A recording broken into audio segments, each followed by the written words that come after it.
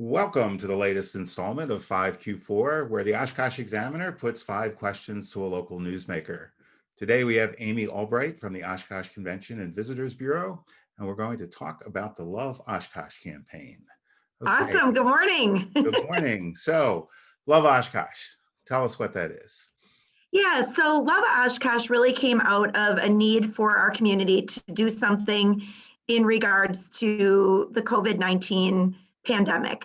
We were being hard hit with cases, and really, the state mask mandate was in place, but our city really hadn't figured out kind of what that meant for us. And so a bunch of leaders got together and said, we really want to come together and come up with a positive campaign that isn't about necessarily, shaming or, doing this for whatever reason. We really wanted people to focus on if people followed protocols that would help businesses stay open. And that was really our idea and kind of where we went with this. So we looked to local leaders, about 100 of them actually, that we took pictures of them with masks. And we really tried to show leading by example. So these are businesses and business leaders that were saying, hey, we're wearing a mask so we can stay open. And just really looked at a positive campaign that focused on, the love of Oshkosh. Mm-hmm. And that term, though, Love Oshkosh, where did that come from?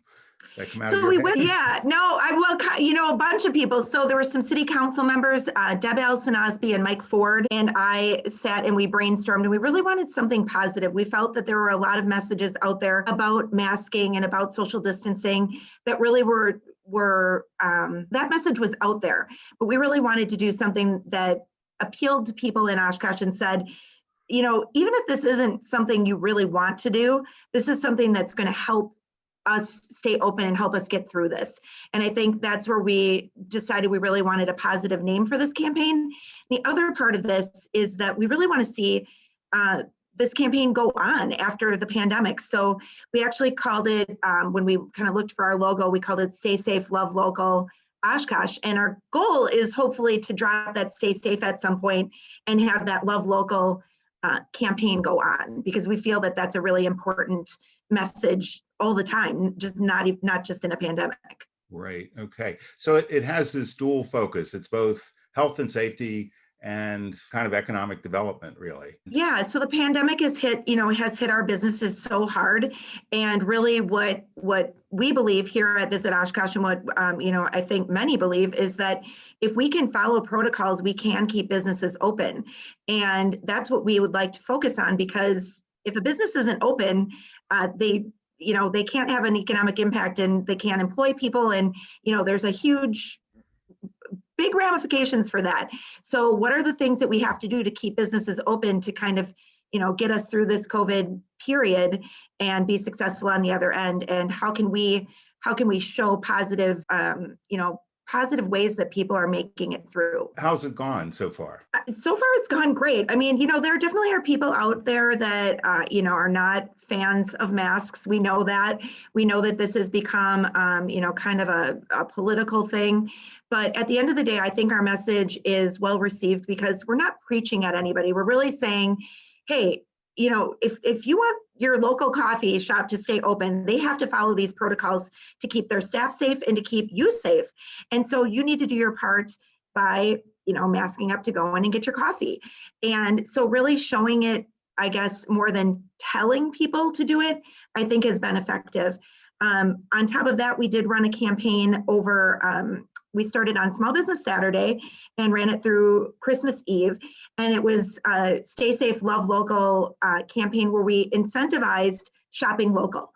And when I say shopping, people think of retail. And of course, around the Christmas holiday, that's what, there's a big focus. But we allowed spending at restaurants, spending at attractions. So if you went to see the Nutcracker at the castle, you could, use your receipt. And we had people gather $100, have them take out $100 local spending challenge, and you could combine receipts, and you uploaded these to our website, our Stay Safe Love Local website, and you got a free hat, and a free Oshkosh hat. And we it was wild. We had, I believe we've so far gone through 700 hats that we delivered.